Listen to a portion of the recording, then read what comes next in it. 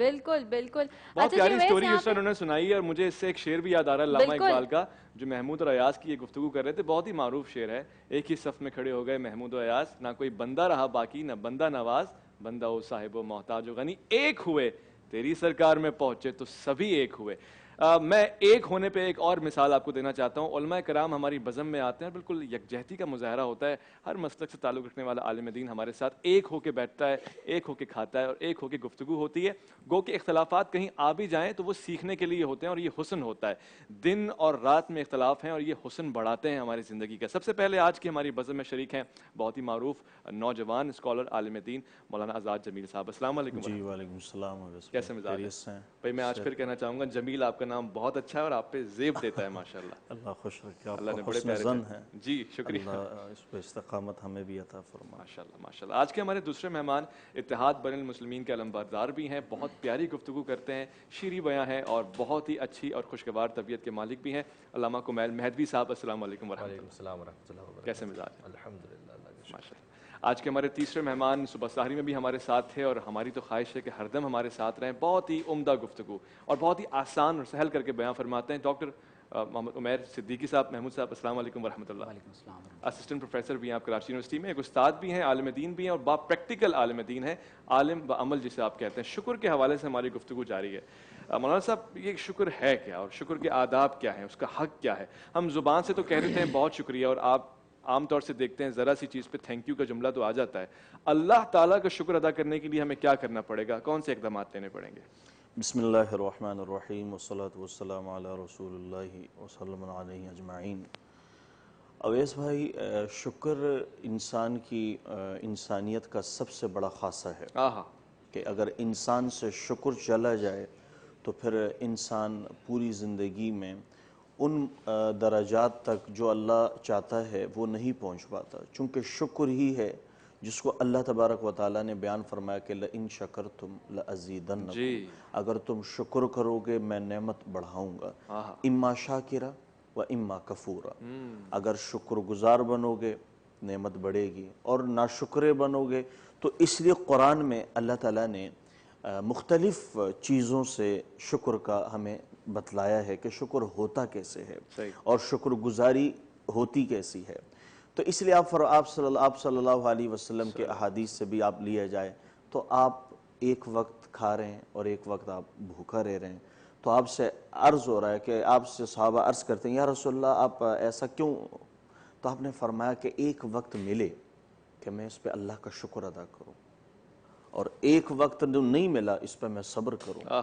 تو صبر اور شکر، چونکہ آپ صلی اللہ علیہ وسلم سے جبریل نے آ کے خود کہا کہ آپ ملک النبی بننا چاہتے ہیں یا عبد النبی بننا چاہتے ہیں، چونکہ عبدیت کے ساتھ ساری چیزیں لگی ہوئی ہیں، اور ملک النبی کے ساتھ بادشاہت ہے، بندگی بھی ہے لیکن بادشاہت ہے، ساری چیزیں پوری ہوں گی. آپ نے فرمایا نہیں، عبد النبی، میں عبدیت والی بندگی چاہتا ہوں، پھر اس کے ساتھ نبوت. تو ان الانسان لربہ لکنود، کہ انسان ہی ناشکر ہے، باقی سب شکر گزار ہیں. کوئی چیز اپنے اس سے مدار سے نہیں ہٹتی، انسان اپنے مدار سے ہٹتا ہے. اس کے لیے آپ صلی اللہ علیہ وسلم سے ایک صحابی نے آ کے پوچھا یا رسول اللہ شکر گزار بننا چاہتا ہوں. جی. آپ نے فرمایا کہ قناعت کرو شکر گزار ہو جاؤ گے، قناعت کرو شکر گزار ہو جاؤ گے. اور پھر اللہ کا فرمان ہے کہ اگر میری تقسیم پہ راضی ہو جاؤ، جو میری تقسیم ہے، جی، فَإِن رَضِيتَ بِمَا قَسَمْتُ لَكَ، جو میری تقسیم ہے میں نے اقسام بنائی ہیں اس پہ راضی ہو جاؤ.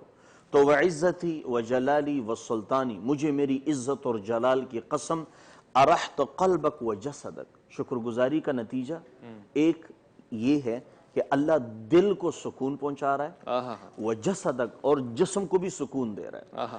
اور اگر ناشکری پہ آ گئے اور میری تقسیم کو رد کیا تو وَعِزَّتِي وَجَلَالِي وَسُلْطَانِي، مجھے میرے عزت اور جلال کی قسم، سَلَّطْتُ عَلَيْكَ الدُّنْيَا، دنیا میں تیرے اوپر مسلط کر دوں گا. تَرْقُصُ كَمَا تَرْقُصُ الْوُحُوشُ، تو اس کے پیچھے ایسے بھاگے گا جیسے شکاری شکار کے پیچھے بھاگتا ہے، اور وہ تیرے ہاتھ نہیں. اور وہ حوث ایسی ہے کہ دنیا تو کسی کے ہاتھ آتی ہی نہیں ہے. شکر کا پہلو بہت خاص پہلو ہے علامہ صاحب، اور بندگان خدا کا اگر شکر نہ کریں تو پھر خدا کا شکر کیسا ہے؟ اور جب بھی ہم شکر کی بات کرتے ہیں ہمارے ذہن میں ایک ہستی آتی ہے، آج کے دن بھی اس سے خاص ہے. ماں کا کیسے شکر ادا کریں؟ ماں نے تو اتنے ہم پہ احسانات کر دی کہ لفظ بھی بہت ہی چھوٹے پڑ جاتے ہیں، اعمال بھی بہت چھوٹے پڑ جاتے ہیں، ماں کی ہستی پہ ذرا بیان فرمائیں۔ بسم اللہ الرحمن الرحیم۔ دیکھیے اس روئے زمین پر خدائی صفات کی جو سب سے بڑی مظہر ہے وہ ماں ہے، یعنی خدا ارحم الراحمین ہے اور سب سے زیادہ اپنے بچے پر رحم کرنے والی ماں ہے۔ خدا سب سے بڑا کریم ہے، اپنے بچے کے ساتھ کرم کرنے والی ماں ہے۔ خدا رازق ہے، وسیلہ رزق ماں ہے۔ خدا خالق ہے، وسیلہ خلقت ماں ہے۔ لہٰذا اگر اسی خاطر ہے کہ جو ہم کہتے ہیں کہ خدا 70 ماؤں سے زیادہ محبت کرتا ہے، تو بالآخر خدا کی محبت کو سمجھانے کے لیے بھی ماں کی محبت ہی کی مثال دی جاتی ہے، اس لیے کہ ماں کی محبت سب سے زیادہ ملموس ہے انسان سے۔ اب بات یہ ہے کہ رب ارحمہما کما ربیانی صغیرہ جو سورہ اسراء میں ہے کہ پروردگار ان پر ویسے رحم فرما جیسے انہوں نے مجھے پالا تھا۔ اب جیسے انہوں نے مجھے پالا تھا، اس پر ایک بڑی داستان ہے تفاسیر میں کہ جیسے انہوں نے مجھے پالا تھا ویسے رحم فرما، یعنی کیا؟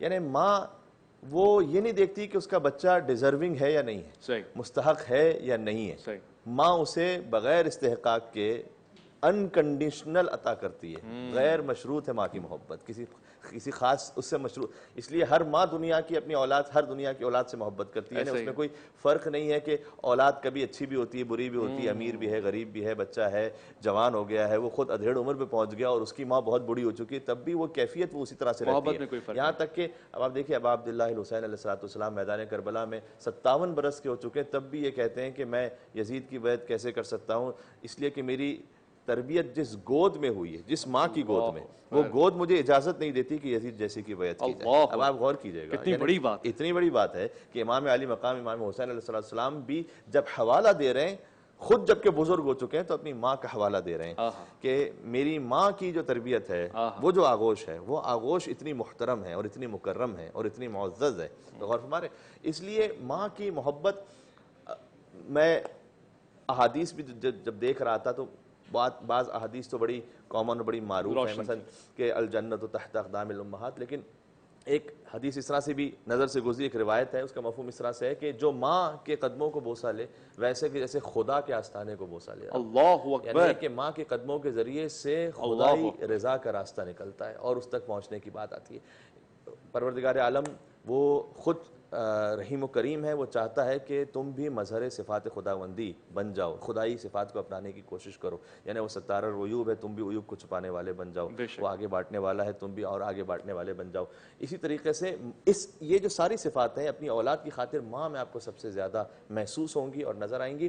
اور آخری بات اس میں ہم یہ کرنا چاہیں گے کہ جہاں تک شکر کی بات ہے، تو آپ نے کہا کہ بندوں کا شکر، تو ماں باپ کا شکر اور ساتھ میں خدا کی مخلوق کا شکر، من لم یشکر الناس لم یشکر اللہ، حدیث میں جو انسانوں کا شکر ادا نہیں کرتا وہ خدا کا شکر ادا نہیں کرتا۔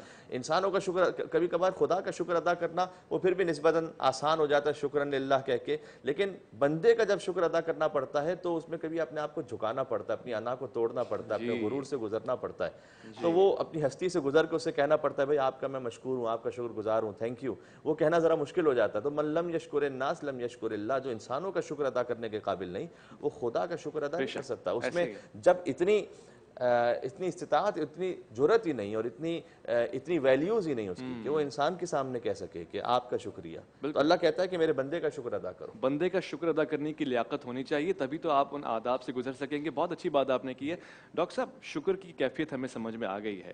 اب قرآن یہ بھی فرما رہا ہے کہ جیسے کہ مولانا صاحب نے فرمایا کہ شکر کرو گے تو مزید ملے گا، تو کیا ہم شکر کو مزید طلب رزق کا وظیفہ جانیں؟ بسم اللہ الرحمن الرحیم۔ قرآن مجید میں پروردگار عالم نے ارشاد فرمایا وَإِن تَعُدُّوا نِعْمَةَ اللَّهِ لَا تُحْصُوهَا، فرمایا اگر تم اللہ تبارک و تعالیٰ کی نعمتوں کا شمار کرنے لگو تو فرمایا تم اللہ تعالیٰ کی نعمتوں کا احصاء نہیں کر سکتے، ان نعمتوں کو گن نہیں سکتے۔ اسی طرح قرآن مجید میں ایک اور جگہ اللہ تعالیٰ نے اپنے شکر کا ذکر اپنے ذکر کے ساتھ فرمایا ہے، فرمایا فَاذْكُرُونِي أَذْكُرْكُمْ، اللہ اکبر، تم میرا ذکر کرو میں تمہارا ذکر کروں گا، وَاشْكُرُوا لِي وَلَا تَكْفُرُونَ، فرمایا کہ میرے شکر گزار بندے بن جاؤ اور میری ناشکری نہ کرو۔ اور آپ اندازہ کیجئے کہ قرآن مجید میں ناشکری کے لیے کفر کا لفظ آیا ہے، کیونکہ کفر کہتے ہیں چھپانے کو، ڈھانکنے کو۔ تو شکر کا معنی ہے اللہ تبارک و تعالیٰ کی نعمتوں کا اعتراف کرنا، اس کی نعمتوں کا اظہار کرنا، اور اس کے نتیجے میں انسان ان نعمتوں کو اس انداز سے استعمال کرے جس طرح سے اللہ تبارک و تعالیٰ اور اس کے رسول صلی اللہ علیہ وسلم نے حکم ارشاد فرمایا۔ اس لیے آپ دیکھیے کہ جب قرآن مجید میں اللہ تعالیٰ فرماتا ہے کہ लइन शकरतुम लअज़ीदन्नकुम, जी। कि अगर तुमने मेरा शुक्र अदा किया तो मैं ज़रूर बिज़रूर अपनी नेमतों में इजाफा फरमा दूंगा। सही। फरमाया कि लेकिन अगर तुमने कुफरान नेमत किया तो अल्लाह ताला फरमाता है कि फिर याद रखना कि मेरा अजाब बहुत शदीद है। तो गोया कि अल्लाह ताला की नेमतों के शुक्र के साथ नेमतों में इजाफे का वादा है, और अल्लाह तबारक व ताला की नेमतों के कुफरान के साथ अल्लाह ताला ने अपने अजाब शदीद की वईद सुनाई है। इसी तरह से आप देखिए कि नबी करीम सल्लल्लाहु अलैहि वसल्लम जब ये इरशाद फरमा रहे हैं कि रमज़ान के महीने में अल्लाह तबारक व ताला मोमिन के रिज़्क़ को बढ़ा देता है, बेशक। तो याद रख लीजिए कि अल्लाह ताला की नेमतों का शुक्र अगर इंसान करेगा इस तौर पर कि उसकी नेमतों का इजहार करे, उसकी नेमतों का एतराफ़ करे, उसकी नेमतों को तकसीम करे, तो अल्लाह तबारक व ताला यकीनन उसके इल्म में, उसके अमल में अपनी नेमतों में इजाफा फरमाएगा। नबी करीम सल्लल्लाहु ताला अलैहि वसल्लम को परवरदिगार आलम ने रहमतुल आलमीन बनाकर भेजा। अल्लाह ताला ने हुजूर अलैहिस्सलातु वस्सलाम को अपनी नेमत करार दिया है और उस नेमत का एहसान कुरान मजीद में जतलाया।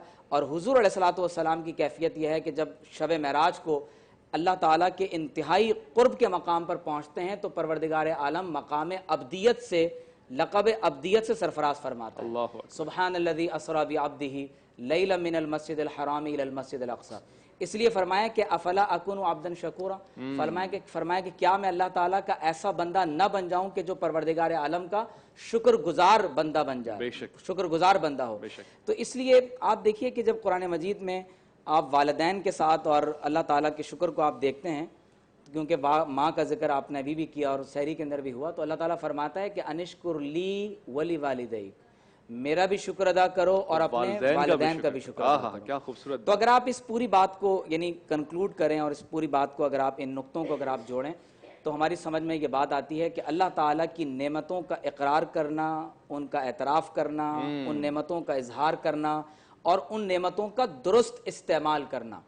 यानी आप देखिए कि अल्लाह ताला की नेमतों में सिर्फ ये खाना और पीना नहीं है, ये आंखें भी अल्लाह की नेमतें हैं। सही। ये तमाम तर आज़ा जो अल्लाह ताला ने हवास आपको अता फरमाएं, ये परवरदिगार आलम की नेमतें हैं। बेशक। तो अगर इन नेमतों को दुरुस्त इस्तेमाल किया जाएगा तो ये उन नेमतों का शुक्र है, उन नेमतों को गलत इस्तेमाल किया जाएगा तो जुल्म है, और अगर उन नेमतों को इस्तेमाल ही नहीं किया जाएगा तो ये जहालत है। तो इसीलिए इंसान को कहा गया कि ये ज़लूमन भी है और जहूला भी है। तो अगर इन नेमतों को दुरुस्त तौर पर हम इस्तेमाल करेंगे तो यकीनन अल्लाह तबारक व ताला उन नेमतों में इजाफा फरमाएगा। बहुत खूबसूरत बात है। शुक्र का तकाजा ये है कि जिसने आप पे एहसान किया है उसकी सनाखानी करें और उसके लिए अच्छे आशार, अच्छे जुमलों का इस्तेमाल करें और लोगों को बताएं कि बड़ा करम है, बड़ा करम है हम पे। तो जिसने सबसे ज़्यादा करम आप पे किया है, जो अकरमुल अकरमीन है, जो अजमलुल अजमलीन है, जो बेहतरीन है, जो सरवर कौनैन सल्लल्लाहु अलैहि वसल्लम का जिक्र है, वो हमारे लिए इजहार तशक्कुर है। जनाब, इरफान रमज़ान में सवाल पूछा गया कि जी गैर मुस्लिम ममालिक बड़े ही अच्छे इनामों कराम से नवाजे जा रहे हैं, रहमतें हैं तेरी अग़यार की काशानों पर, बर्क गिरती है तो बेचारे मुसलमानों पे हुजूर। बिस्मिल्लाहिर्रहमानिर्रहीम। देखिए, एक तो उससे जो पहले भी सवाल किया गया था कि शुक्र और नाशुक्री, इसमें उसे हम कैसे डिफ़ाइन करेंगे कि हम वो कर रहे हैं या नहीं कर रहे हैं। तो शुक्र की जो अदना तरीन मंजिल है वो ये है कि अल्लाह की दी हुई नेमतों को उसके गुनाहों में इस्तेमाल ना करो। ये अहादीस में इस तरह से मफ़हूम है कि सबसे बेसिक बात यह है कि जो खुदा की नेमत है वो उसी की मासियत में इस्तेमाल ना करो। उसके बाद फिर आगे की मंजिल आती है, शुक्र है, तकर्रुब है, रज़ाए परवरदिगार है, बढ़ते बढ़ते बढ़ते इंसान एक मंजिल तक पहुँचता है। देखिए, जहाँ तक ये गैर मुस्लिमों की बात है तो आप तमाम औलिया कराम उनकी ज़िंदगी में देखिए, साहबे कराम की ज़िंदगी में देखिए, आइम्मा अलैहिस्सलाम की ज़िंदगी में देखिए, इमाम हुसैन अलैहिस्सलाम मिसाल के तौर पर आप वैसे देखें तो मसाइब की सख्त तरीन मंजिल है, सख्त तरीन और कठिन तरीन मंजिलों से गुजरे। अच्छा, तख्त पे कौन बैठा हुआ था? तख्त पे तो यजीद बैठा हुआ था। हज़रत मूसा अलैहिस्सलाम कितनी ज़हमतों से गुजरे हैं, तख्त पे कौन था? फ़िरौन था। हज़रत इब्राहीम अलैहिस्सलाम कितनी आजमाइशों से गुजरे हैं, तख्त पे कौन था? नमरूद था। तो एक वो मंजिल है कि अल्लाह अज़्ज़ा व जल ने निज़ाम बनाया है इस दुनिया का, और उस दुनिया के निज़ाम में हरगिज़ ये मतलब नहीं है कि जिसके पास बज़ाहिर इख्तिदार है तो खुदा उससे राज़ी भी है। ये दोनों लाजिम व मलज़ूम नहीं है। इख्तिदार का होना इस बात की दलील नहीं होती कि खुदा उससे राज़ी भी है, पहली बात ये। और दूसरा ये कि फ़क्र व फ़ाक़े का होना भी इस बात की दलील नहीं होती कि खुदा उससे नाराज़ है, ये भी इस बात की दलील नहीं है। खुद बजाय खुद दौलत, वो उसकी भी दो मुख्तलिफ कैफियतें होती हैं। हज़रत सुलेमान नबी अलैहिस्सलाम, उनका भी कुरान में एक जुमला है, और कारून का भी, दोनों दौलतमंद थे अपने अपने ज़माने के अतबार से। कारून ने कहा इन्नमा ऊतीतुहु अला इल्मिन इंदी, یہ جو کچھ ہے میرے پاس یہ تو میرے اپنے علم کا کمال ہے، میری اپنی ٹیکنالوجی ہے، میرا اپنا سب کچھ ہے، اور اس خاطر ہے کہ میں کیوں زکوٰۃ دوں، اسے زکوٰۃ دینے سے منع کر دیا تھا، یہ سب کچھ تو میرا کمال ہے۔ حضرت سلیمان نبی نے کہا کہ ھذا من فضل ربی، یہ جو کچھ ہے یہ میرے رب کا فضل ہے۔ در حقیقت اللہ اگر ہم اس دنیا کے فقط 60 اور 70 سال کو دیکھیں گے اور قیامت کو اس سے منہا کر کے سوچنے کی کوشش کریں گے تو بہت سے معاملات آپ کی سمجھ میں نہیں آنے والے، جب تک کہ آپ مرنے کے بعد کی زندگی کو جوڑ کر نہیں دیکھیں گے اس زندگی کے ساتھ کہ جو اللہ عز و جل نے رکھی ہے۔ اس خاطر ہے کہ اس نے امتحان کی مزے وَلَنَبْلُوَنَّكُمْ بِشَيْءٍ مِّنَ الْخَوْفِ وَالْجُوعِ وَنَقْصٍ مِّنَ الْأَمْوَالِ وَالْأَنفُسِ وَالثَّمَرَاتِ وَبَشِّرِ الصَّابِرِينَ الَّذِينَ إِذَا أَصَابَتْهُمْ مُصِيبَةٌ قَالُوا إِنَّا لِلَّهِ وَإِنَّا إِلَيْهِ رَاجِعُونَ۔ تو اے رسول آپ پہلے فرمایا کہ ہم یقیناً تمہارا امتحان لیں گے، تمہاری جان سے، تمہارے مال سے، اموال کی کمی سے، یہ اللہ نے کہا ہے، وَنَقْصٍ مِّنَ الْأَمْوَالِ۔ اچھا یہ اللہ کسے کہہ رہا ہے؟ مسلمانوں سے کہہ رہا ہے نا، تو نقص من الاموال کا اللہ نے کافروں سے نہیں کہا، اللہ نے مسلمانوں سے کہا ہے، نقص من الاموال والانفس والثمرات، اور پھلوں کی کمی کے ذریعے، یعنی کہ تم معاشی طور پر ہو سکتا ہے کہ کسی مشکل میں گرفتار رہو، یہ کیوں ہے؟ وَلَنَبْلُوَنَّكُمْ، تمہیں ٹیسٹ کریں گے، امتحان لیں گے تمہارا، پھر کیا ہوگا؟ فَبَشِّرِ الصَّابِرِينَ، اس امتحان کے 2 نتیجے نکلیں گے۔ اگر اس سختی میں آ کر کوئی کہے گا کہ بھائی مجھے پھر اب شریعت اللہ کے دین سے کوئی لینا دینا نہیں، میں اپنی زندگی گزاروں گا جیسے بھی آئے، جس طریقے سے بھی آئے، تو پھر وہ صبر کی منزل سے نکل گیا۔ صحیح۔ لیکن جو صبر کی منزل میں فبشر الصابرین، آپ انہیں خوشخبری سنا دیجئے کہ الذین اذا اصابتہم مصیبہ، کہ جب ان تک کوئی مصیبت پہنچتی ہے تو وہ کہتے ہیں قالوا انا للہ و انا الیہ راجعون، ہم اللہ ہی کے لیے ہیں، اللہ ہی کی طرف پلٹ کر جانے والے ہیں۔ لہٰذا ایک تو بات یہ ہو گئی، ایک اور آخر اس میں نقطہ یہ کہ کچھ اللہ نے اصول ایسے آفاقی رکھے ہوئے ہیں کہ اس پر مسلم غیر مسلم کوئی بھی عمل کرے گا اس کو فائدہ پہنچنے والا ہے۔ سبحان اللہ، بہت پیاری بات، بہت پیاری۔ اور یہ وہ اصول ہیں کہ آپ چلے جائیے، چونکہ مانے نہ مانے، آپ کو ویسٹرن ورلڈ میں ہم سے زیادہ نظر آئیں گے، مثال کے طور پر صفائی ہم سے زیادہ نظر آئے گی، مثال کے طور پر سچائی ہم سے زیادہ نظر آئے گی، وہ جو ایک بات کہہ دیں گے اس بات پر پورا عمل کریں گے۔ بعض معذرت یہ جملہ بھی بڑا مشہور ہو گیا ہے کہ بھائی کسی سے بزنس کرنا ہے تو مسلمان سے نہ کرو، کسی گورے سے کر لو تو وہ جو کہے گا تو وہ بات پوری کرے گا۔ تو یہ بات کیوں ہے؟ وجہ اس کا اللہ نے کچھ ایسے آفاقی اصول رکھے ہوئے کہ جب آپ ان اصولوں پر عمل کریں گے تو اب آخرت میں تو ان کے لیے نصیب ہے نہیں، اس لیے کہ خدا سے شرک کریں، خدا کا انکار کر رہے ہیں، تو جو اللہ نے انہیں دینا ہے وہ اس دنیا میں عطا کرنا ہے۔ اگر وہ جو اصول تھے وہ کاش اپنائے جاتے تو پھر یہاں پر بھی وہی برکتیں، وہی رحمتیں، وہ سب کچھ ہو سکتا تھا جس سے خود ہم نے اپنے ہاتھ سے ضائع کیا ہے۔ یہ وہ ایک ایسی حقیقت ہے جو تلخ حقیقت ہے کہ جب آپ ان سے، مثال کے طور پر آج یہ کہتے ہیں کہ آپ نے اگر کوئی امپورٹ کرنا ہے کچھ، تو آپ کو اگر کہیں ایسی جگہ سے آ رہا ہے کہ جس پہ آپ کو ٹرسٹ ہے، مثال کے طور پر کہیں جاپان سے آ رہا ہے، کہیں کسی ویسٹرن کنٹری سے آ رہا ہے، یہاں کے تاجروں سے پوچھ لیں، میں یہاں کی بات کر رہا ہوں، تو وہ کہتے ہیں کہ جو انہوں نے لکھا ہوگا اتنا ہی ہوگا، کم و زیادتی نہیں ہوگی اس میں، جو کوالٹی لکھی ہوگی اسی کوالٹی کے اعتبار سے بھیجیں گے۔ یہ وہ سچائی اور امانت ہے کہ اس کا تعلق، ان اصولوں پر عمل کرنے کا تعلق پھر اسلام سے نہیں رہ جاتا۔ اگر وہ مسلمان ہوئے یعنی غیر مسلم بھی کو اس پر عمل کر رہا ہے تو اللہ کی جانب سے آثار وضعی اس دنیا میں ہیں، اللہ کی جانب سے اس کے رزق میں اضافہ ہے، اللہ کی جانب سے اس کی مشکلات میں کمی ہے، یہ ہم دیکھ رہے ہیں اس طرف۔ تو 2 وجوہات ہیں، ایک طرف تو یہ کہ اللہ نے امتحان بھی لیا ہے مسلمانوں کا، بعض مومنین کا ان کے مال کی کمی کے ذریعے سے دیکھیں صبر کرتے ہیں نہیں کرتے، دوسرا یہ کہ پھر انہوں نے کچھ ایسے اصولوں پر عمل کیا ہوا ہے کہ جو در حقیقت قرآنی اصول تھے اور ہم نے چھوڑا ہوا، ہم نے چھوڑ دیا تو ہم پھر مشکل میں آ گئے۔ عدل ہے فاطر ہستی کا ازل سے دستور، مسلم آئی ہو تو کافر ہو تو ملے حور و قصور۔ ڈاکٹر صاحب قناعت کیا چیز ہے؟ شکر اور قناعت کا بڑا خاص رشتہ ہے۔ بعض اوقات 2 کھجوریں مل گئی ان پہ اکتفا کر لیا، بعض اوقات 1 کھجور میں نہ بھی ملی تو کہا جی شکر ہے اللہ کا کہ نہیں ملی، جیسے کہ آپ نے فرمایا۔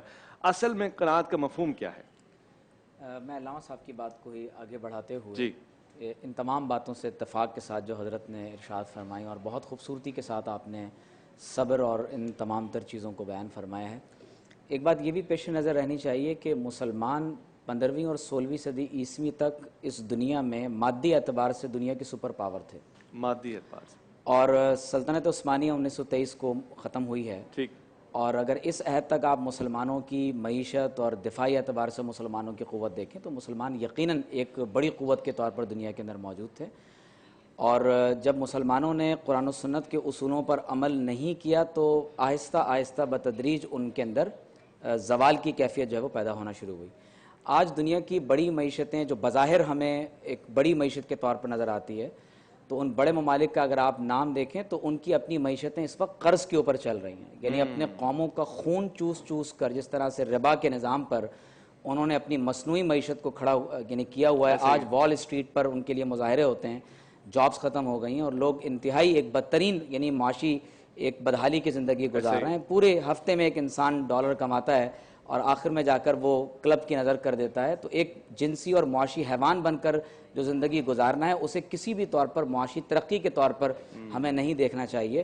اور وہی بات جو علامہ صاحب نے جس کی طرف اشارہ کیا کہ اگر مسلمان ان آفاقی اصولوں پر عمل کریں گے تو یقینی طور پر یعنی آج آپ دیکھیے کہ ہم ورلڈ بینک اور IMF کے آگے غلام بنے ہوئے بچھے ہوئے ہیں. صرف ایک حضور علیہ الصلوۃ والسلام کا حکم تھا اگر اس پر عمل کر لیا جاتا کہ ربا حرام ہے. اللہ اور اس کے رسول صلی اللہ علیہ وسلم نے اعلان جنگ فرمایا ہے. تو اگر مسلمان اس پر عمل کر لیتے اور کبھی کمیونزم کے ہاتھوں اور کبھی کیپٹلزم کے ہاتھوں اپنے ایمان کو فروخت نہیں کرتے تو یقینی طور پر آج مسلمان دنیا کے اندر پاکستان میں اللہ نے کیا نہیں رکھا مجھے بتائیں. یعنی ریکوڈک کے اندر آپ چلے جائیں تو سونے کے ذخائر آپ کے پاس ہیں. ابھی ہمارے وزیر اعظم نے اعلان کیا دنیا کے سب سے بڑے جو گیس کے ذخائر ہیں وہ آپ کو پاکستان کے سمندروں میں آپ کو مل رہے ہیں. آپ کے ہاں بلند ترین فلک بوس پہاڑ آپ کے پاس ہیں, صحرا آپ کے پاس ہیں. اللہ تعالیٰ نے معدنیات آپ کے پاس آپ کو عطا فرمائی ہیں. دنیا میں اللہ اور اس کے رسول صلی اللہ علیہ وسلم سے سب سے زیادہ محبت کرنے والی قوم آپ کے پاس ہے. تو پاکستان کا پرابلم یہ نہیں ہے کہ ہمارے پاس مادی وسائل نہیں ہیں, ہمارا پرابلم ہے مس مینجمنٹ, ہمارا پرابلم ہے کرپشن. ہم چیزوں کو درست انداز سے اپنے ملک اور قوم کے ساتھ وفا نہیں کرتے. دیگر اقوام بظاہر ترقی اس لیے کرتی ہوئی دکھائی دے رہی ہیں کہ وہ اپنے ملک اور قوم کے ساتھ وفادار ہیں. اس طرح قبلہ نے بھی فرمایا کہ وہ دیکھیے جو بات کہہ رہے ہیں وہ اس پر فرم ہیں, جو وزن لکھ رہے ہیں وہ اس کے اوپر وہ باقاعدہ وہ وزن اس کے اندر موجود ہے. تو لہٰذا ہمیں اپنے آپ سے مایوسی اختیار نہیں کرنی چاہیے. ہمیں یقینی طور پر اپنے وسائل پر اللہ تعالیٰ پر بھروسہ کرتے ہوئے ہمیں آگے بڑھنا چاہیے. اور بہت مختصر لفظوں میں کہ قناعت یہ ہے کہ اللہ تعالیٰ کی رزق کی تقسیم پر انسان راضی ہو جائے. اللہ تعالیٰ نے جو کچھ انسان کے لیے مقدر کر دیا ہے وہ تدبیر ضرور کرے, لیکن اس تدبیر کے ساتھ انسان آگے بڑھتے ہوئے پروردگار عالم نے جو کچھ انسان کو رزق عطا فرما دیا ہے اس پر قناعت کرے. حسد اور کینہ اور بغض اور عداوت کے اندر کسی اور کے رزق کو چھیننے کی کوشش نہ کرے, کسی اور سے زوال نعمت کی تمنا نہ کرے, بلکہ پروردگار عالم نے جو کچھ انسان کو عطا فرما دیا ہے وہ اس کی رضا پر راضی رہتے ہوئے اس کا شکر گزار بندہ بن جائے. آپ اندازہ کیجئے کہ حضور علیہ الصلوۃ والسلام جب آرام فرمانے کے بعد بیدار ہوئے تو دیکھا, صحابہ نے دیکھا کہ پشت مبارک پر چٹائی کے نشان بھی ہیں. تو صحابہ کرام رضوان اللہ علیہم اجمعین یعنی لرز گئے اور ایک کیفیت ان پر طاری ہو گئی اور اس کی یا رسول اللہ صلی اللہ علیہ وسلم کیسر اور کسرا کے جو بڑے بڑے بادشاہ ہیں وہ کم خواب کے اور نرم اور گداز بستروں پر آرام کرتے ہیں, تو حضور علیہ الصلوۃ والسلام نے اس حیات کو کیوں اختیار فرمایا؟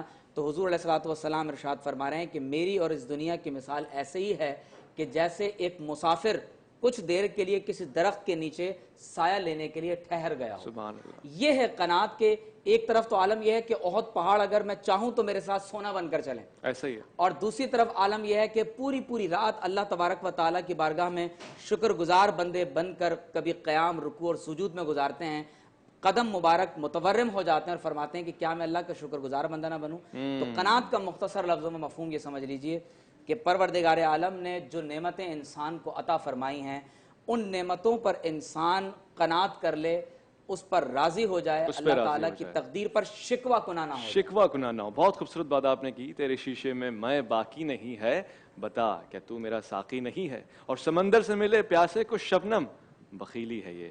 ماشاءاللہ سبحان اللہ. عرفان رمضان اور عرفان رمضان کے دسترخوان پہ نعمتیں ہی نعمتیں ہیں, اور کچھ نعمتیں وہ ہیں بلکہ بہت ساری ہی نعمتیں ایسی ہیں جن کا شمار تو کچھ شکر تو ممکن ہی نہیں ہے, مگر ہاں پروردگار کی چند خاص نعمتیں ہیں جن میں سے والدین سر فہرست ہیں. اگر آپ اپنے والدین کے ساتھ افطار کرتے ہیں تو بہت خوش نصیب ہیں. ہم علماء کے ساتھ بزرگوں کے ساتھ بیٹھے ہیں اور ہمارے ساتھ چھوٹے بچے بھی بیٹھے ہوئے ہیں, اور یہ وقت ہے دعا کو شرف قبولیت ملتا ہے. تو میں چاہتا ہوں کہ اس وقت ہم اسی تازگی اور اس نیت کے ساتھ خلوص کے ساتھ بارگاہ یزدہ میں ہاتھ بلند کر کے دعا مانگے. علامہ کمیل مہدوی صاحب سے میں گزارش کروں گا کہ آپ دعا فرما دیجئے جس میں ہماری ساری خواہشات اور فرمائشیں پروردگار کے سامنے ہو, اظہار تشکر بھی ہو. بسم اللہ الرحمن الرحیم. اللہم صلی علی سیدنا و مولانا محمد وعلی آل محمد وعلی اصحابہ المنتجبین. بسم اللہ الرحمن الرحیم. اللہم انی اسألک برحمتک التی وسعت کل شیء. پروردگار تجھے تیری اس رحمت کا واسطہ کہ جو ہر چیز پر غالب ہے, بے شک, وبنور وجہک الذی احاط بکل شیء وبعلمک الذی احاط بکل شیء. پروردگار تجھے تیرے اس علم کا واسطہ جو ہر شے پر محیط ہے, یا نور یا قدوس، اے حقیقی نور، اے پاک و پاکیزہ، یا اول الاولین و یا آخر الآخرین، اے سب پہلوں سے پہلے، اے سب آخروں سے آخر۔ اللہم اغفر لی الذنوب التي تہتک العصم، پروردگار میرے ان گناہوں کو معاف کر دے جو عزتوں کو ختم کر دیتے ہیں۔ اللہم اغفر لی الذنوب التي تنزل النقم، میرے ان گناہوں کو معاف کر دے جو عذاب کو نازل کرتے ہیں۔ اللہم اغفر لی الذنوب التي تغیر النعم، میرے ان گناہوں کو معاف کر دے جو نعمتوں کو آفتوں میں بدل دیتے ہیں۔ اللہم اغفر لی الذنوب التي تحبس الدعاء، میرے ان گناہوں کو معاف کر دے جن سے دعائیں قبول نہیں ہوتی۔ اللہم اغفر لی الذنوب التي تنزل البلاء، میرے ان گناہوں کو معاف کر دے جن سے بلائیں نازل ہوتی ہیں۔ اللہم اغفر لی الذنوب التي تقطع الرجاء، میرے ان گناہوں کو معاف کر دے جو امیدوں کو ختم کر دیتے ہیں۔ ظلمت نفسی، پروردگار میں نے اپنے نفس پر ظلم کیا اور اپنی جہالت کی وجہ سے جرأت کر بیٹھا۔ یا غیاث المستغیثین، لیکن تو فریاد کرنے والوں کی فریاد سننے والا ہے۔ ویا حبیب قلوب الصادقین، تو سچوں کے دلوں کا محبوب ہے۔ یا رب یا رب یا رب، اے پالنے والے، اے پالنے والے، اے پالنے والے۔ یا سریع الرضا، اپنے بندوں سے سب سے زیادہ جلدی راضی ہو جانے والے۔ اغفر لمن لا یملک الا الدعاء، اپنے اس بندے کو بخش دے جس کے پاس دعا کے سوا کچھ نہیں۔ فإنک فعال لما تشاء، یقیناً جو تو چاہتا ہے وہ کرتا ہے۔ یا من اسمہ دوا و ذکرہ شفا، اے وہ کہ جس کا نام ہی دوا ہے اور جس کا ذکر ہر بیماری سے شفا ہے۔ وطاعتہ غنا، اور جس کی اطاعت دوسروں سے بے نیاز کر دیتی ہے۔ ارحم من رأس مالہ الرجاء وسلاحہ البکاء، اس پر رحم کر جس کی واحد امید گریہ ازاری ہے اور جس کا ہتھیار تیرے سامنے فقط ہاتھوں کو پھیلا دینا۔ یا سابغ النعم، اے نعمتوں کو عطا کرنے والے۔ یا دافع النقم، اے بلاؤں کو دور کرنے والے۔ یا نور المستوحشین فی الظلم، اے اندھیروں میں روشنی عطا کر دینے والے۔ یا عالم لا يعلم، اے وہ عالم جسے کسی نے تعلیم نہیں دی۔ صلی علی محمد و آلہ، تو محمد و آل محمد علیہ السلام پر رحمت نازل فرما۔ وفعل بی ما انت اہل، اور میرے ساتھ وہ سلوک فرما جس کا تو اہل ہے۔ ولا تفعل بی ما انا اہل، اور وہ سلوک نہ فرما جس کا میں اہل ہوں۔ اللہم ادخل علی اہل القبور السرور، اللہم اغنی کل فقیر، پروردگار ہر اہل قبر کو سرور عطا فرما دے۔ اللہم اغنی کل فقیر، ہر فقیر کو غنی بنا دے۔ اللہم اشبع کل جائع، ہر بھوکے کو اپنی نعمتوں سے سیراب فرما دے۔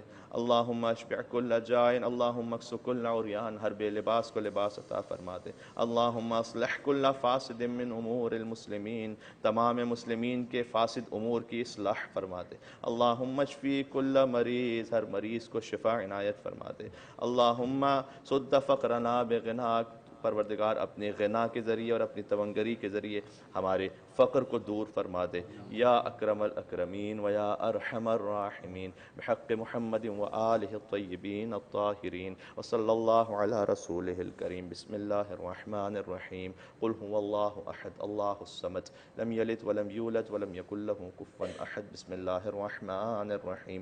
قل اعوذ برب الفلق من شر ما خلق ومن شر غاسق اذا وقب ومن شر النفاثات في العقد ومن شر حاسد اذا حسد۔ بسم اللہ الرحمن الرحیم۔ قل اعوذ برب الناس ملک الناس الہ الناس من شر الوسواس الخناس الذي يوسوس في صدور الناس من الجنة والناس۔ آمین یا رب العالمین۔ سبحان رب العلی و بحمدہ۔ کتنی پیاری دعا آپ نے فرمائی اور کتنے زبردست حوالے اور واسطے آپ نے دیے۔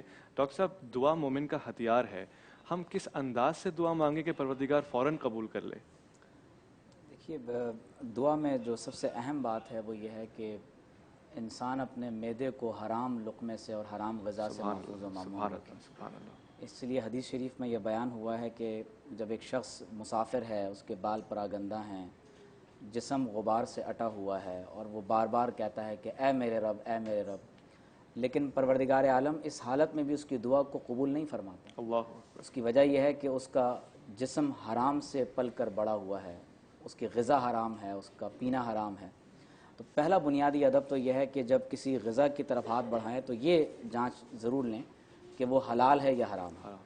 دوسری بات یہ ہے کہ ہر وہ دعا جس کے ابتدا اور انتہا میں نبی کریم صلی اللہ علیہ وسلم پر درود و سلام پڑھا جائے تو اللہ تبارک و تعالیٰ اس دعا کو کبھی رد نہیں فرماتا، کبھی رد نہیں کرتا۔ اور پھر ایک بڑی اہم جو دعا کے حوالے سے ایک ادب ہے وہ یہ ہے کہ عموماً جب ہمارے ہاں لوگ دعا کرتے ہیں تو ان کا جو دھیان ہے وہ اللہ تعالیٰ کی طرف نہیں ہوتا، بلکہ وہ کبھی اپنے موبائل کی طرف، کبھی اپنے ناخنوں کی طرف اور کبھی دیگر اشیاء سے کھیل رہے ہوتے ہیں۔ تو اپنے آپ کو مکمل طور پر اللہ تبارک و تعالیٰ کی طرف متوجہ کرتے ہوئے اس کی بارگاہ میں اپنے ہاتھوں کو پھیلائے ہوئے انسان جب حاضر ہوتا ہے تو یقینی طور پر پروردگار عالم اپنے بندوں کی صرف دعا کو قبول نہیں فرماتا۔ جیسے اب آپ دیکھیے کہ رمضان شریف کے جہاں قرآن مجید میں اللہ تعالیٰ نے مسائل اور فضائل کو بیان کیا ہے، وہاں لعلکم تتقون، لعلکم تشکرون اور لعلہم یرشدون، یہ تین مقاصد جہاں بیان ہوئے، تو اس میں بیچ کا ایک حصہ ہے کہ وَإِذَا سَأَلَكَ عِبَادِي عَنِّي فَإِنِّي قَرِيبٌ، انی قریب، کہ جب میرے بندے آپ سے میرے بارے میں سوال کریں تو آپ کہہ دیجئے کہ میں ان سے قریب ہوں۔ یہ رمضان کے کانٹیکس میں بات ہو رہی ہے۔ ماشاءاللہ۔ فرمایا اجیب دعوت الداعی اذا دعانی، جب کوئی دعا کرنے والا مجھ سے دعا کرتا ہے تو اللہ فرماتا ہے کہ میں اس کی دعا کو قبول فرماتا ہوں، لیکن اس کے ساتھ ایک شرط بیان کی گئی، فرمایا کہ اب جو میں کہتا ہوں وہ کرو اور مجھ پر ایمان لاؤ۔ تو جب انسان اللہ تبارک و تعالیٰ کے حکم کے مطابق رزق حلال اختیار کرتا ہے، حرام کو ترک کر دیتا ہے اور اللہ تبارک و تعالیٰ کی بارگاہ میں اپنے آپ کو سرنڈر کر دیتا ہے، اور پھر جب اس کے دل سے یعنی ایک عجز اور انکساری کے ساتھ جب بات نکلتی ہے تو پھر پروردگار عالم اس دعا کو رد نہیں فرماتا۔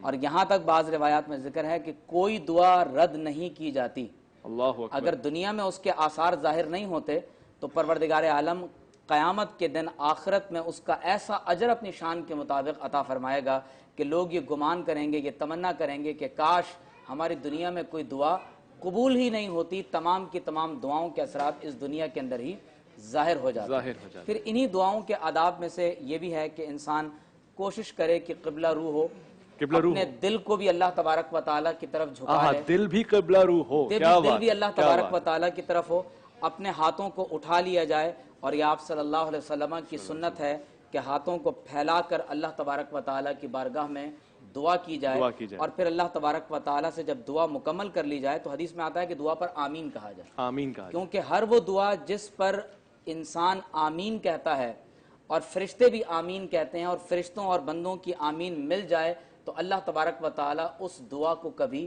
رد نہیں فرماتا۔ اور پھر دعا کے آداب میں سے یہ بھی ہے کہ انسان باوضو ہو کر بیٹھے، اور اللہ تبارک و تعالیٰ سے جب انسان دعا کرے تو اس کے اسماء جلیلہ کے وسیلے سے اللہ تبارک و تعالیٰ کی یعنی جو حمد و ثنا ہے اس کو بیان کرے، اور پھر اس کے بعد جب انسان اللہ تبارک و تعالیٰ سے دعا کرتا ہے تو یقیناً اس دعا کے اندر برکتیں شامل ہو جاتی ہیں۔ پھر خاص طور پر اویس بھائی وہ دعائیں جو آپ صلی اللہ علیہ وسلم کی احادیث میں بیان ہوئی ہیں، وہ دعائیں جو انبیاء علیہ السلام نے کی ہیں، وہ دعائیں جو اللہ تعالیٰ کے مقبول بندوں نے پروردگار عالم سے کی ہیں، جب انسان ان دعاؤں کے ساتھ رب کی بارگاہ میں حاضر ہوتا ہے، ربنا آتنا فی الدنیا حسنہ وفی الآخرۃ حسنہ وقنا عذاب النار، ربنا ظلمنا انفسنا وان لم تغفر لنا، انسان اپنی عجز و انکساری کا اعتراف کر کے جب اس کی بارگاہ میں حاضر ہوتا ہے اور تمام اسباب، تعلقات، علائق و وسائل ٹوٹ جاتے ہیں، ختم ہو جاتے ہیں، پھر اس محبت کے ساتھ رب کی خدمت میں بندہ حاضر ہوتا ہے تو پھر وہ دعا ایسی ہوتی ہے کہ رب کریم فرماتا ہے، حدیث میں آتا ہے کہ دعائیں پھر تقدیر کو تبدیل کرتی ہیں، تقدیر کو تیری دعا سے قضا تو بدل نہیں سکتی مگر ہے اس سے ممکن کہ تو بدل جائے، تو بدل ہی جائے گا۔ کیا خوبصورت بات ہے آزاد جمیل صاحب، ایک تو مانگنے کا حکم بھی وہ دے رہا ہے، پھر مانگنے کا سلیقہ بھی وہ سکھا رہا ہے، اور پھر مانگنے پہ عطا بھی وہ کر رہا ہے۔ کتنا نوازنے والا ہے رب، اب بھی اگر ہم نہ مانگے تو کتنی کم بختی ہے نا۔ بڑی بات ہے، بڑی بات ہے، کیا بات جیسے کہ ڈاکٹر صاحب نے فرمایا، اصل میں جسم کا قبلہ وہ بیت اللہ ہے اور دل کا قبلہ اللہ ہے۔ اللہ اکبر۔ دل کا قبلہ چونکہ وہ اللہ ہے اور جسم کا قبلہ وہ بیت اللہ ہے، چونکہ اصل میں تو معرفت ہے اور اللہ کو ڈھونڈنا ہے۔ اور جیسے کہ ابھی یہ ساری چیزیں بات ہو رہی تھی، آپ صلی اللہ علیہ وسلم نے فرمایا نادان شخص، نادان آدمی وہ ہے جو دوسروں کی دنیا کی خاطر اپنی آخرت داؤ پہ لگاتے۔ تو ہم دوسروں کی دنیا کی خاطر اپنی آخرت داؤ پہ لگاتے، اور حدیث میں آتا ہے کہ اگر اللہ تعالیٰ اس دنیا کو کچھ سمجھتے اور مسلمان گمراہ نہ ہوتے تو اللہ تبارک و تعالیٰ کافروں کو دنیا سونے چاندی کے بنا کے دیتا۔ ہاں کتنا نوازنے والا ہے، وہ اس کو اس طرح سے کر دیتا۔ حضور یہ حکمت جیسے آپ نے فرمایا ہاتھوں کو پھیلانے کے پیچھے کیا حکمت ہے؟ اگر ہاتھ نہ اٹھائیں اور ایسے دعا مانگے تو دیکھیں جتنا دعا میں عز و انکساری اور ذلت آ سکے اللہ عز و جل کے سامنے اتنا ہی محبوب ہے۔ امام حسین علیہ السلام کے لیے جب دعائے عرفہ میدان عرفات میں جب دعا مانگ رہے تھے تو ان کے کچھ رفقا ساتھ میں تھے، تو کہتے ہیں کہ ایسے حسین نے اپنے رب کے سامنے ہاتھ پھیلائے ہوئے تھے جیسے ایک مسکین اپنے آقا سے روٹی کا سوال کر رہا تھا، اور ان کی آنکھوں سے اتنے آنسو جاری تھے کہ ریش مبارک تر ہو رہی تھی۔ اور یہ بھی دعا کے لیے انتہائی کلیدی جو ادب ہے وہ یہ ہے کہ جب آپ کا دل ٹوٹے اور پھر پہنچے اللہ کی خدمت میں، یعنی اس تواضع کے ساتھ جو بقول حضرت علامہ اقبال کے تو بچا بچا کے نہ رکھ اسے، تیرا آئینہ ہے وہ آئینہ کہ شکستہ ہو تو عزیز تر ہے نگاہ آئینہ ساز میں، کہ کبھی ہے حقیقت منتظر تو نظر آ لباس مجاز میں، کہ ہزاروں سجدے تڑپ رہے ہیں تیری جبین نیاز میں۔ تو جب آئینے کی قیمت وہ ہوتی ہے کہ وہ جب سالم ہوتا ہے، لیکن جو دل کا آئینہ ہے جب وہ ٹوٹتا ہے تو اس کی قیمت بڑھتی ہے، کہ شکستہ ہو تو عزیز تر ہے نگاہ آئینہ ساز میں۔ تو جب وہ ٹوٹے گا دل کا آئینہ اور اس کے بعد جب وہ رب کی خدمت میں پہنچیں گے، اس کے بعد اس کی حیثیت، اس کا جو مقام ہے وہ اور زیادہ بڑھ جاتا ہے۔ اچھا ایک بات اور ہے، اگر وقت ہے تو میں آپ کے سامنے ہمارے پاس 1-1.5 منٹ اور ہے۔ جی ٹھیک ہے، تو میں عرض کرنا چاہتا ہوں کہ ایک صحابی تھے، مفہوم اس طرح سے روایت کا کہ وہ آئے امام کی خدمت میں، امام صادق علیہ السلام ان کی خدمت میں آ کے انہوں نے کہا کہ ان کے رفیق تھے، ان کے ساتھ اٹھنے بیٹھنے والے تھے، تو کہا کہ کچھ مانگنے والے ایسے ہوتے ہیں کہ جو مستحق ہوتے ہیں سائل، کچھ ہوتے ہیں جو مستحق نہیں ہوتے، ہم کیا کریں؟ تو انہوں نے کہا کہ جو مستحق ہے اسے تو دو، جو مستحق نہیں ہے اسے خالی ہاتھ نہ لوٹاؤ، کچھ نہ کچھ دے دو اسے، آ جائے تمہارے در پر امید کے ساتھ۔ تو اس نے کہا کہ فرزند رسول میں ایسا کیوں کروں، جو مستحق نہیں ہے اسے بھی کیوں دوں؟ تو انہوں نے اس وقت، یہ دعا سے تعلق ہے اس کا، انہوں نے اس وقت فرمایا کہ اگر تو اسے بھی دے گا کہ جو مستحق ہے اور اسے بھی دے گا جو مستحق نہیں ہے، تو خدا تجھے وہ بھی دے گا کہ جس کا تو مستحق ہے، اور وہ بھی دے گا کہ جس کا تو مستحق نہیں ہے۔ ماشاءاللہ، میرا طریق امیری نہیں فقیری ہے، خودی نہ بیچ غریبی میں نام پیدا کر۔ یہ جو حالت ہے اس میں شکر کرنا اللہ تعالیٰ کو پسند ہے، اسی لیے تو اس نے اپنے انبیاء پہ آزمائش اور مشکل وقت رکھا ہے تاکہ ان کا انداز اپنایا جائے۔ حضرت ایوب علیہ السلام کی مثال آپ کے سامنے ہے، کتنی خوبصورت مثال ہے کہ ہر دور سے آپ گزرے ہیں، ہر دور میں آپ نے شکر کیا ہے۔ اور پھر سیدنا امام حسین علیہ السلام کی مثال ہم سب کے لیے ایسی خوبصورت مثال ہے کہ جس کے کوئی نظیر ملتی ہی نہیں ہے۔ کس مقام پہ آپ شکر ادا کر رہے ہیں، قربانی کے بعد شکر ادا کر رہے ہیں۔ خواتین و حضرات، عرفان رمضان میں اب تک کے لیے اتنا ہی ہے۔ آج انشاءاللہ سحر میں ملاقات ہوگی، مختلف علماء کرام بھی ہمارے درمیان موجود ہوں گے، گفتگو کا موضوع بھی بہت خاص ہوگا، اور ساتھ ساتھ آپ کو ہمیشہ کی طرح ایک خاصی علم اور حکمت کی بات سے متعارف کرائیں گے، وظائف رمضان میں بھی لے کے جائیں گے انشاءاللہ۔ اپنا بہت خیال رکھیے گا، عرفان رمضان آپ کا منتظر رہے گا آج سحر تک کے لیے۔